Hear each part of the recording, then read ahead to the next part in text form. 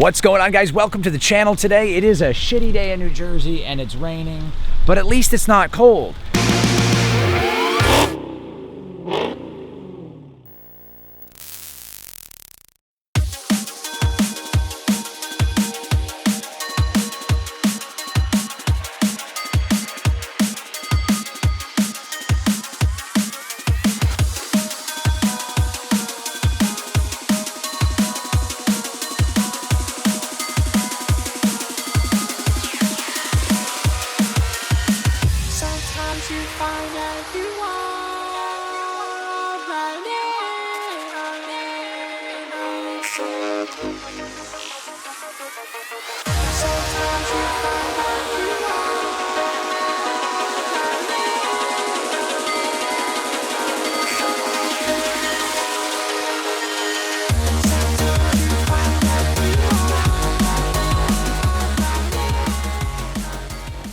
I'm gonna cold start the Durango.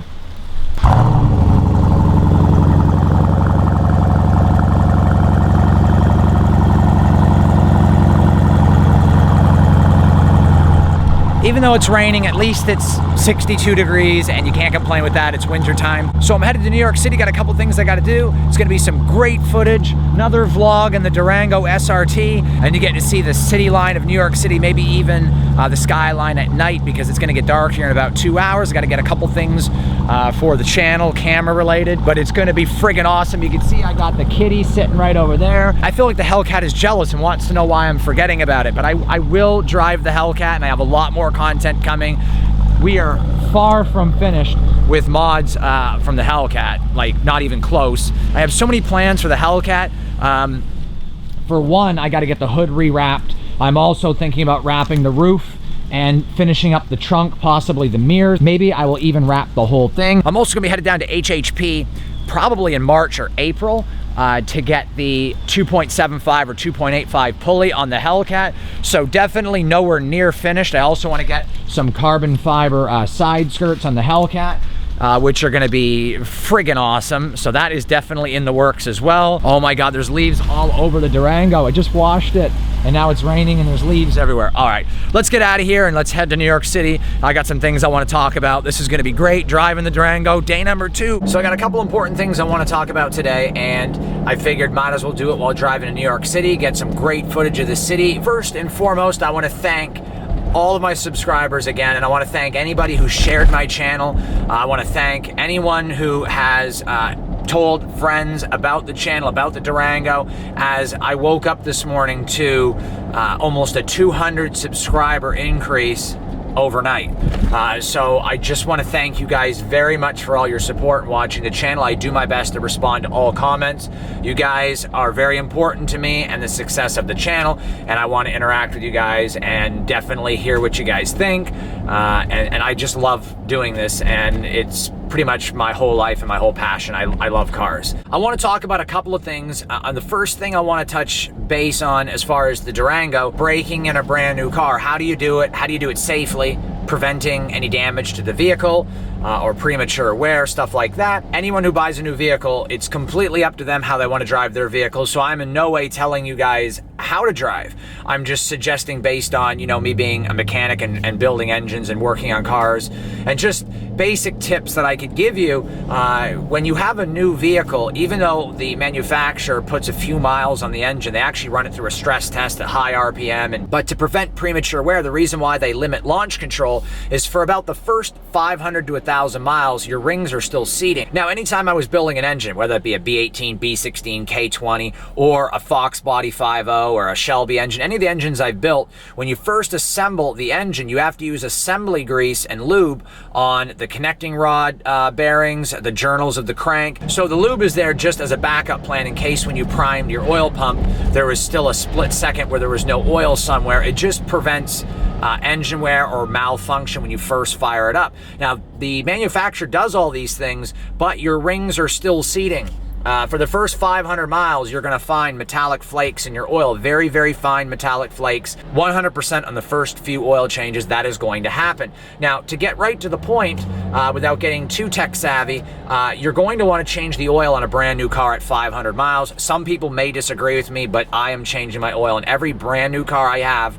I change the oil at 500 miles. Basically, just to get to the point, if you guys have a new vehicle you just purchased, you want to have an interval of something like 500-mile oil change, and then you want to go again at 1,500, and then you'll go again around 3,500 or 4, and then after that you can do your 3,000 or 4,000 or 5,000 miles between the oil changes. Another thing I recommend on a new vehicle, on your very first oil change at 500 miles, I recommend a magnetic drain plug, so when you do your next oil change at 1,500, or as close to that as possible, it's going to attract all the metallic shavings and flakes from the rings and everything breaking in the engine to go to the actual drain plug and not get stuck places in your engine. Very good, cheap insurance for your engine, and I recommend Mishimoto. I've been using Mishimoto for years. I have it in my BMW, my Mustang, my other Durango. I've got it in the Hellcat, and one's going in this Durango. It prevents any metallic substance in the oil from circulating. It filters it all out, keeping your engine oil as pure as possible. The second thing I wanted to talk about is a few people asked me, Corey, why did you get a Durango SRT and not a Trackhawk? Well, I had said that in my other videos that I picked the Durango because I needed something bigger for the wife and the kids. I'm more of a Durango guy, but everybody's got their own personal opinion. I don't expect everybody to like the Durango. Everybody's got their own taste in vehicles, and that's fine. Maybe you're a Trackhawk guy, but you still watch my channel because you still want to see about the Durango. I love the Trackhawk. I love the Jeep. I love the Jeep SRT. I love cars. I can't say the Durango is just better than the Jeep because, like I said, there's people out there that are going to like the Jeep better, and there's going to be people that agree with me and like the Durango better. But at the end of the day, we're all part of the Mopar community, and the Jeep and the Durango are both just phenomenal. Now, based on what we just talked about with the Durango, I have a promise to you guys that I'm going to make. If you guys can share the hell out of this channel and help me get to 50,000 subscribers, I promise that I'll put a Whipple supercharger or an equivalent supercharger on the Durango. Yes, I will build a 700 horsepower Durango SRT or better. It'll be over 700 and I will supercharge it. That is my promise. Share the channel, get me to 50,000 subscribers. So if you guys want to see me beat the Trackhawk, let's get the subscriber count to 50,000 and I will slap a supercharger on this bad boy. So as you can see, New York City is friggin' huge. There's no traffic today, or at least to people who live around here, this is considered no traffic. So go figure, in New York City, a half a mile of cars parked in the middle of the highway would be considered a day with no traffic. You guys don't want to see this place with traffic, like an hour and a half minimum to get into the city or get out. Sometimes it's much worse than that. So let's give you guys a virtual tour of going into the tunnel. So I'm finally here at the camera store, but you can see the Empire State Building is right there.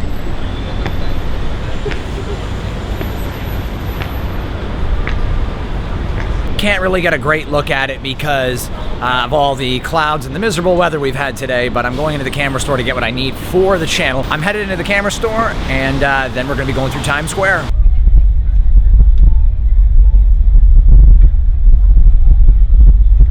Hopefully you guys had fun in today's daily video with the Durango going to New York City. Times Square is behind me, and I got some great pictures of the Durango here in Times Square. The hoodies are available in the store, drivewaydemons.com. Just make a note of what size you want on the hoodie. So they are available to support the channel at the store at drivewaydemons.com. But you can see Times Square behind me. It's absolutely friggin' awesome, and to have the Durango here, so that's really cool. The Durango is getting a little bit dirty here in New York City. It actually looks pretty good. The picture I took was showing the Durango from behind, showing all of Times Square.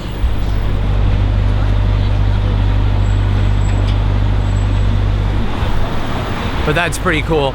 So that's gonna do it for today's video, guys. Hopefully you had fun. If you're new to the channel, remember, subscribe, tap the bell notification, give it a thumbs up if you liked the video. For all my returning subscribers, thank you so much for watching my videos. I got a lot more stuff coming. I'm Corey with Driveway Demons. Remember, have fun, be safe.